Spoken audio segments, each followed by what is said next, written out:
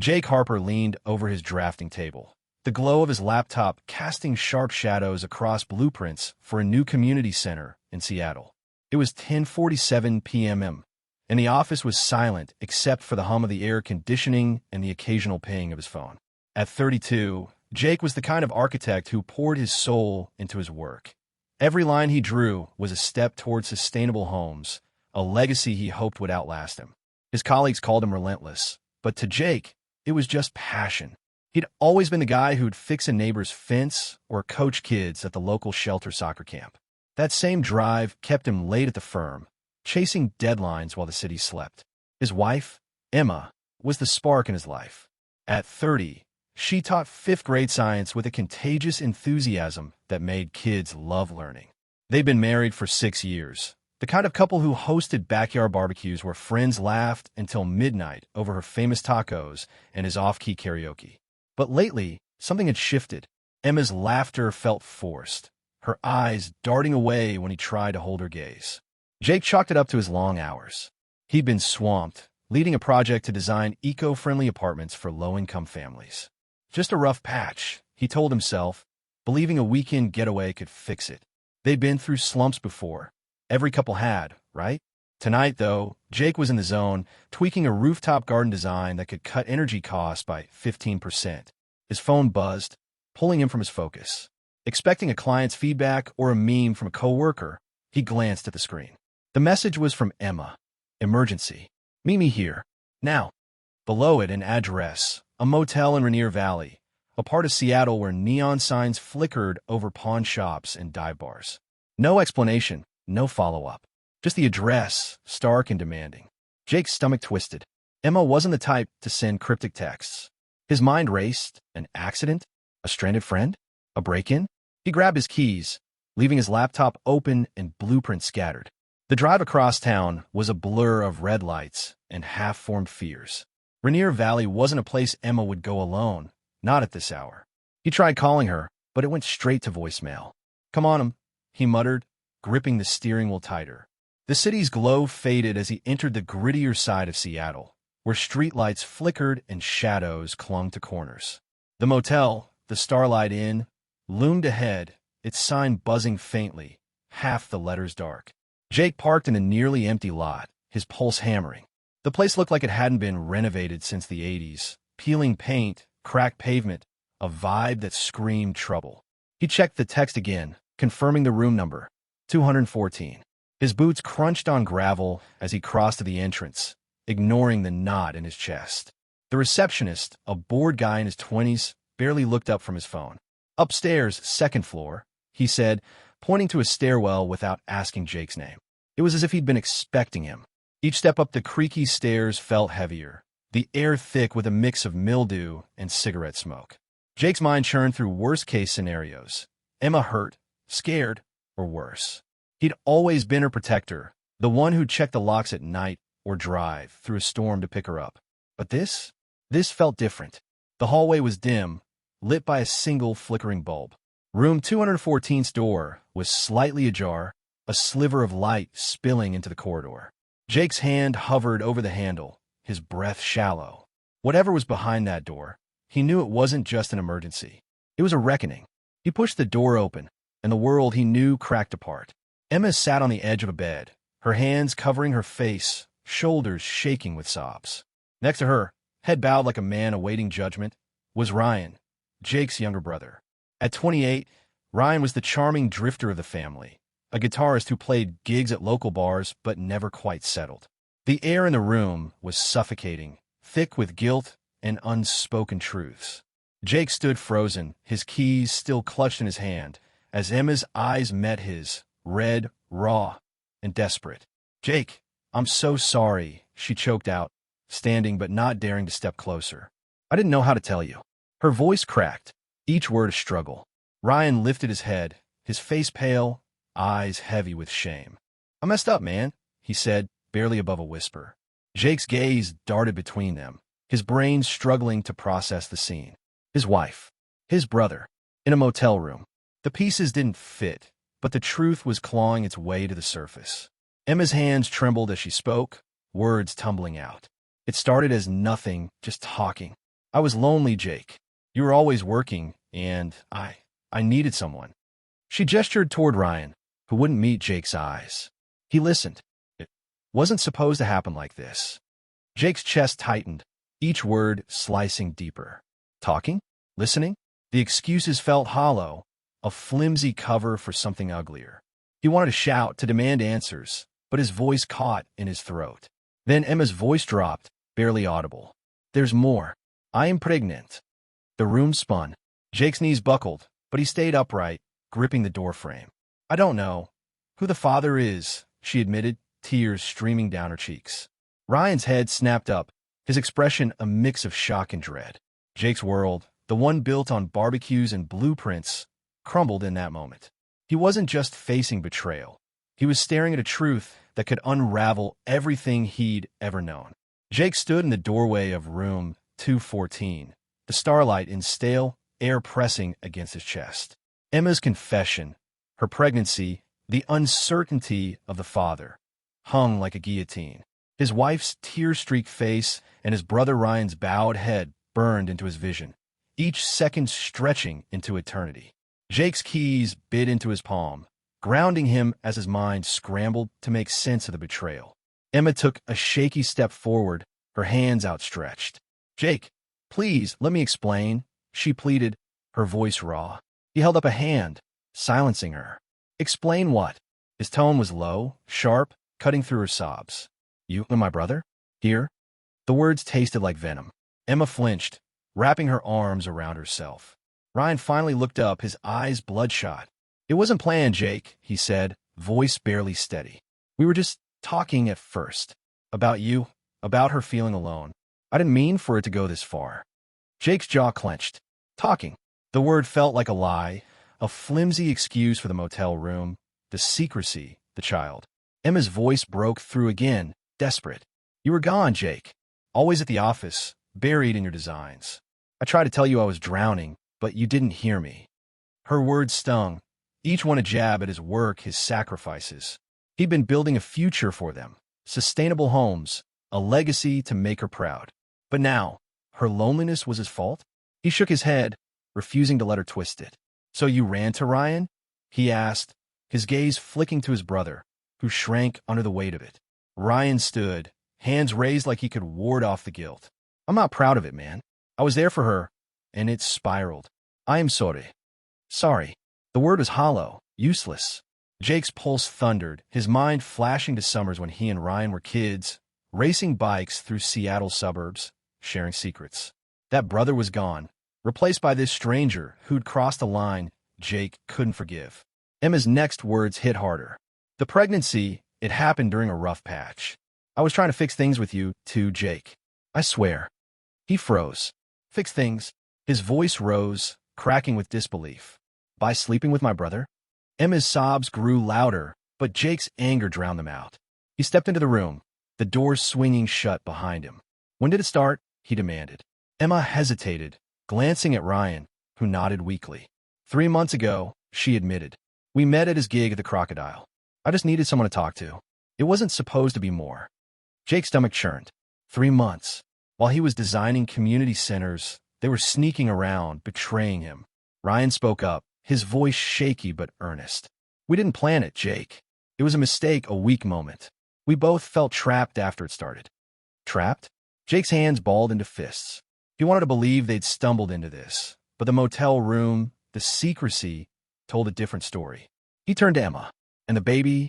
His voice was barely a whisper now, dreading her answer. She swallowed hard, eyes dropping to the floor. I found out last week. I don't know who. I mean, it could be you or... She trailed off, unable to say Ryan's name. The room felt smaller, the air heavier. Jake's mind raced through the past few weeks. Emma's sudden affection, her late-night kisses, her attempts to pull him close. He'd thought she was trying to reconnect, but now it felt like a performance, a desperate act to cover her tracks. You let me touch you, he said, his voice cold. Knowing this. Emma's face crumpled. I was scared, Jake. I didn't know how to tell you. I thought if we could just be us again. Her words faded into sobs, but they couldn't reach him anymore. Ryan stepped forward, his hands shaking. I'll take responsibility, Jake. If it's mine, I'll step up. I owe you that. Jake's laugh was bitter, sharp. You owe me. He took a step toward Ryan, who didn't flinch. You think that fixes this? You're my brother. The word cracked, heavy with years of trust now shattered. Ryan's shoulders slumped, his voice barely audible. I know I failed you. I hate myself for it. Jake wanted to believe the remorse, but it changed nothing. The betrayal was a wound too deep for apologies. Emma reached for Jake's arm, but he pulled back. I called you here because you deserve the truth, she said, her voice breaking. I couldn't keep lying. I need you to help me figure this out. Jake stared at her, incredulous. Help her? After this? His mind flashed to their wedding day. Her smile under the Puget Sound sunset, promising forever. That promise was ash now. You don't get to need me anymore, he said, each word deliberate. You made your choice. He turned to leave, but Emma's voice stopped him. Jake, wait. There's something else. Her tone was different now, urgent, almost panicked. He paused, hand on the doorknob, his heart pounding. What could be worse than this? She took a ragged breath. I got a call yesterday, from a clinic. They found something abnormal in the test results. Not just the pregnancy. Jake's blood ran cold. What are you saying? He asked, turning back. Emma's eyes locked on his, filled with fear. They think it might be serious. I don't know what it means yet, but I'm scared, Jake. I need you. The words hit like a freight train. Jake's anger faltered, replaced by a surge of dread. Serious? His mind spun. Disease, complications, something worse? Despite the betrayal, a flicker of his old instinct to protect her sparked, but it was buried under the weight of her actions. Ryan stepped closer, his voice low. She's telling the truth, Jake. She's been a wreck since the call.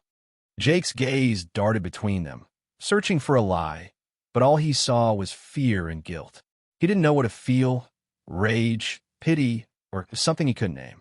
He took a step back, the door still ajar behind him. You don't get to dump this on me, he said, his voice steady despite the chaos in his chest. You broke us. Both of you. Emma's sobs followed him as he walked out.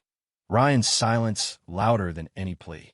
The hallway blurred as Jake descended the stairs, his mind a battlefield of loyalty, betrayal, and the unknown threat of Emma's news.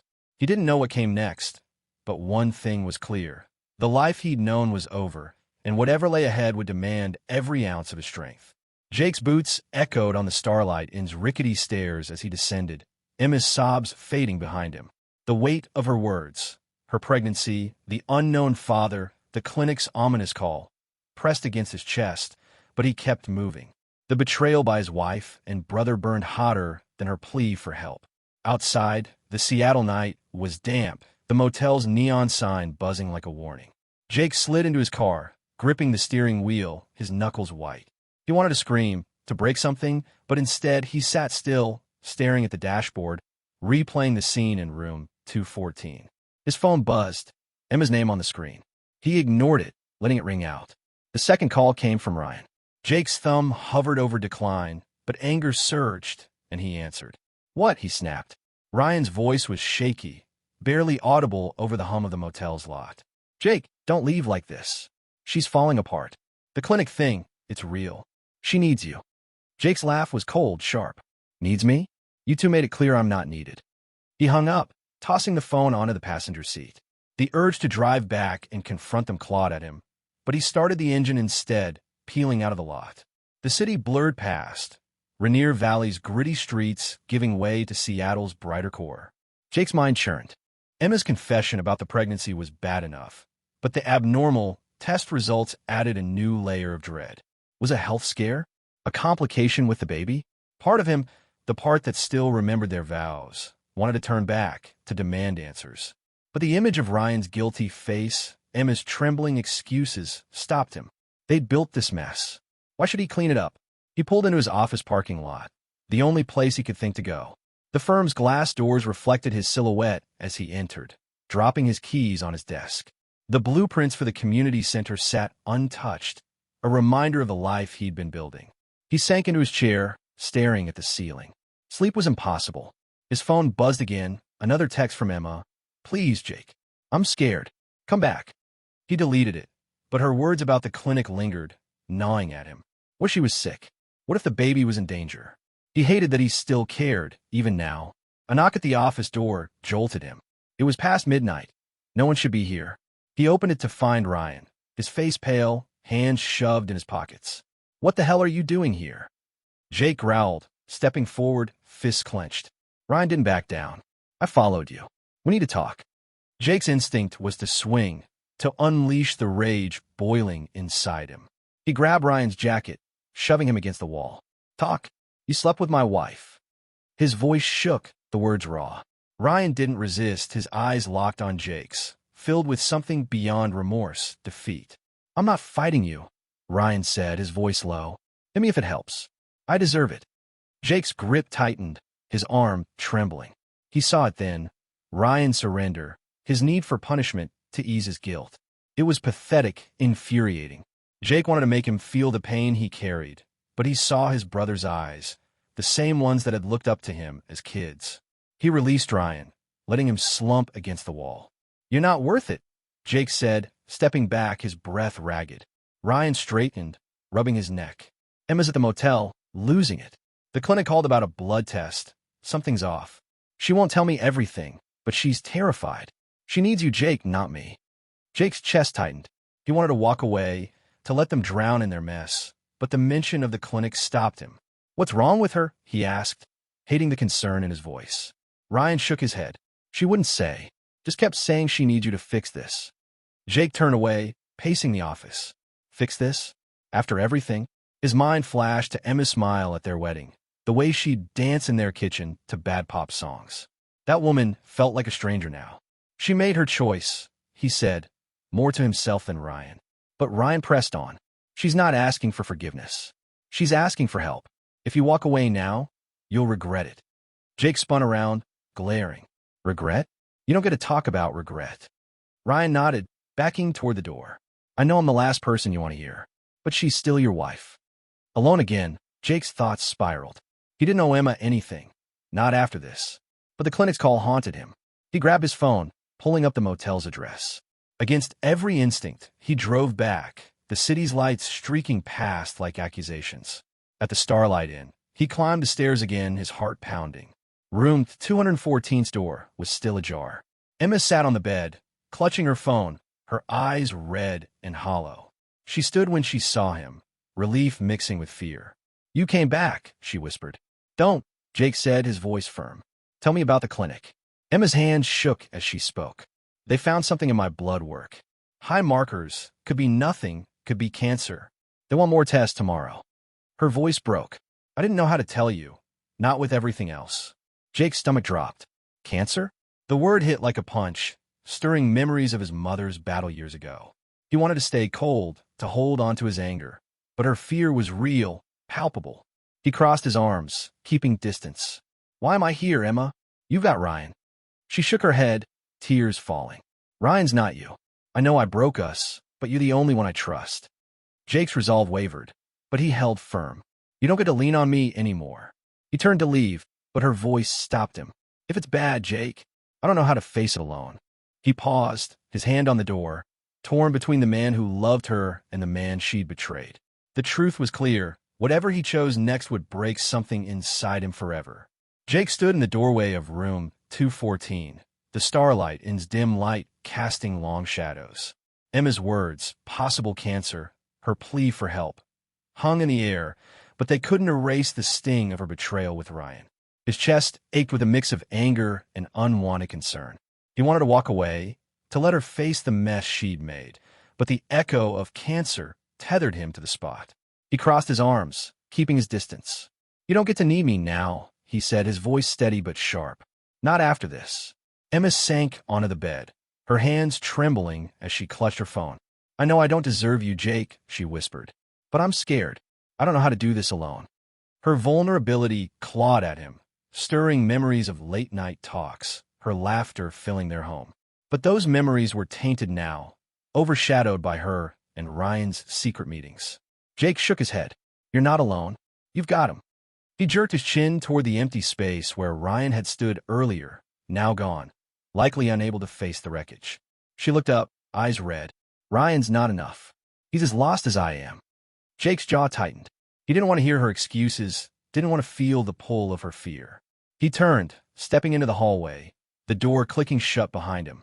Her muffled sobs followed, but he kept walking each step heavier than the last. The Seattle night was cold. The motel's neon buzzed a faint hum as he reached his car. He sat inside, staring at the steering wheel, his mind a battlefield. Part of him screamed to cut them off, to leave this betrayal behind. But the word cancer lingered, a ghost he couldn't shake. Jake drove to his office, the only place that felt like his anymore. The city's lights blurred past, Seattle's skyline a reminder of the life he'd built, now crumbling. Inside, he dropped onto the couch, his phone buzzing with another text from Emma. Test tomorrow at 9. Please come. He deleted it, but the weight of her fear stayed. He didn't sleep, his thoughts ping-ponging between rage and the nagging pull of duty. By dawn, he made a choice. Not for her, but for himself. He'd go to the clinic, get the truth, then decide what came next. At 8:45 a.m., Jake pulled into the clinic's lot in downtown Seattle. Emma was already there, pacing outside, her phone clutched like a lifeline. She froze when she saw him, relief flickering in her eyes. "You came," she said, voice barely above a whisper. Jake nodded, keeping his distance. "I'm here for answers, not for you." Her face fell, but she led him inside. The waiting room was sterile, the hum of fluorescent lights grating. A doctor called them in, her expression neutral as she explained. The blood work showed elevated markers, possibly tied to an autoimmune issue or, worst case, lymphoma. More tests were needed. Emma's hand reached for Jake's, but he pulled away, his focus on the doctor. "How soon will you know?" he asked. "A week," she replied. Jake nodded, his mind already planning his exit. Outside, Emma tried to speak. "Jake," he cut her off. "Don't. I'm here for the truth, not your apologies." He drove back to the office, his resolve hardening.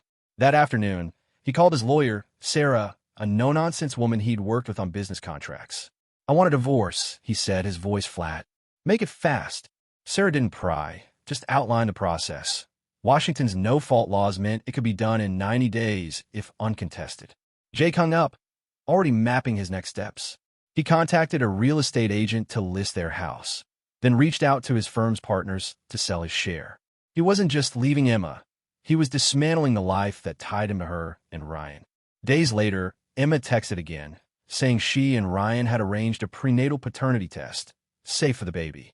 Jake didn't respond, but when the results came, she called. He let it go to voicemail.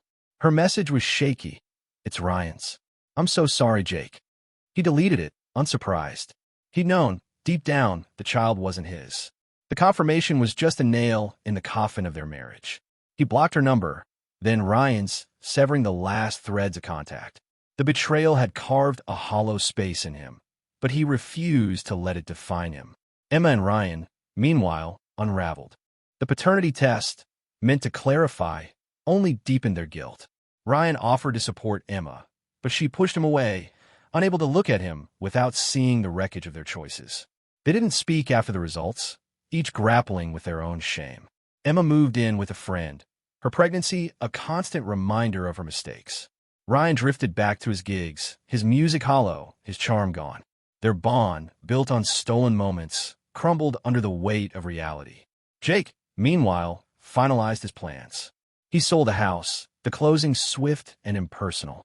His share of the firm went to a junior partner, a deal sealed with a handshake. He rented a small apartment in Portland, a city far enough to feel like a clean slate. Before leaving, he met Sarah one last time. "Papers are filed," she said. Emma didn't contest. Jake nodded, signing where needed. He didn't ask about her health, didn't check if the test had clarified anything. That wasn't his burden anymore. As he packed his car, Seattle's skyline faded in his rearview. The city held too many memories, barbecues, late nights with Emma, summers with Ryan. He didn't leave a forwarding address, didn't tell anyone where he was going. The drive to Portland was quiet, just the hum of the engine and his thoughts. He wasn't running from the pain. He was choosing to leave it behind. Emma and Ryan would face their consequences, their lives forever marked by their betrayal. Jake's life, though scarred, was his to rebuild. Jake's car rolled into Portland under a gray October sky, the city's bridges and green hills a stark contrast to Seattle's familiar skyline. At 32, he'd left behind his life as an architect of eco-friendly homes, his marriage to Emma, and his bond with his brother Ryan. The betrayal, Emma's affair, the pregnancy, Ryan's complicity, had gutted him, but he'd walked away, choosing freedom over vengeance. The divorce was finalized, the house sold, his share of the firm cashed out. Portland was his reset, a chance to rebuild without the ghosts of his past. He settled into a small apartment near the Willamette River, its bare walls a blank canvas. His first days were quiet, spent unpacking essentials and scouring job boards. A local nonprofit, focused on sustainable urban projects, caught his eye. They needed an architect to design community spaces, parks, libraries, places for people to gather. Jake applied, his portfolio still brimming with the passion that had once driven him. At the interview, the director, a sharp woman named Lena, leaned forward. "Your work's impressive, Jake. Why the move?" He paused, then said simply, "Needed a fresh start." She nodded. No further questions. He got the job. Work became his anchor. Designing a community garden for a low-income neighborhood, Jake found purpose in every blueprint. He collaborated with volunteers, taught kids about urban farming, and saw his plans take root, literally. The first harvest, where families picked tomatoes and laughed under string lights, felt like a win. Not happiness, not yet, but peace. It was more than he'd had in months. Portland's slower pace, its coffee shops and bike paths, gave him space to breathe. He didn't check social media, didn't search for Emma or Ryan. Their lives were no longer his to carry. Back in Seattle, Emma and Ryan faced the fallout. The paternity test confirmed Ryan as the father, but it didn't bind them. Emma, now 6 months pregnant, moved into a small apartment, her teaching job on hold as she navigated doctor's visits. The clinic's tests had ruled out cancer, revealing instead a treatable autoimmune condition. Relief came, but it couldn't erase her guilt. She tried reaching Jake after the divorce, leaving voicemails he never answered. Her nights were sleepless, haunted by the memory of his cold farewell at the motel. She didn't blame him. She'd broken their vows, their trust. Raising a child alone loomed, a consequence she'd face head-on. Ryan, meanwhile, spiraled. His gigs at Seattle's dive bars dried up, his charm buried under self-loathing.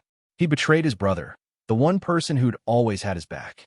He tried writing songs about it, but the words felt hollow.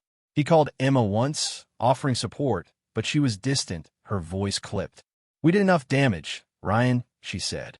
"Let's not make it worse."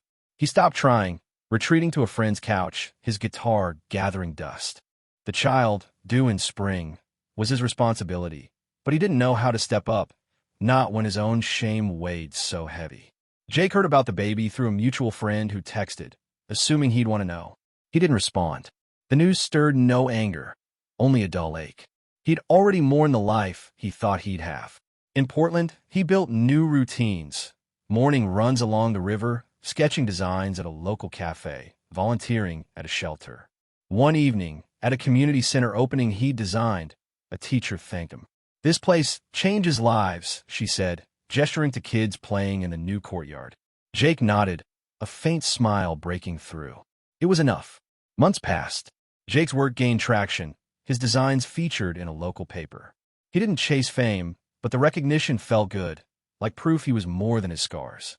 He thought of Emma and Ryan less, their betrayal a distant storm. One night, sorting old files, he found a photo from a family camping trip. Him, Ryan, their parents, laughing by a fire. He stared at it, then set it aside. Forgiveness wasn't his to give yet, maybe ever. But he didn't need to carry the hate. Emma, in Seattle, prepared for motherhood alone. She attended parenting classes, her resolve hardening. She'd made mistakes, but her child deserved better. She sent Jake one last letter, handwritten, no expectation of a reply. "I'll never forgive myself," she wrote, "but I hope you found peace." It went unanswered, lost in his move. Ryan, too, tried reaching out, leaving a voicemail Jake deleted without listening. Their guilt was theirs to bear, a mirror they couldn't escape. Jake stood at the community garden one evening, watching families tend their plots. A kid ran up, offering him a sunflower. "For you," she said, grinning. He took it, the gesture small but heavy. He'd lost a wife, a brother, a life. But here, in this new city, he'd found something else, clarity. The betrayal had shattered him, but it also freed him. He didn't need revenge. He needed this, a life built on his terms, where his work mattered, where his heart could heal. Some wounds, he realized, weren't meant to close. They were meant to teach. Jake walked home under Portland's starry sky, the sunflower in his hand, his his steps lighter than they'd been in years. Emma and Ryan would live with their choices, their lives forever marked. Jake's story, though, was his own again, a new chapter, written in lines of purpose and peace.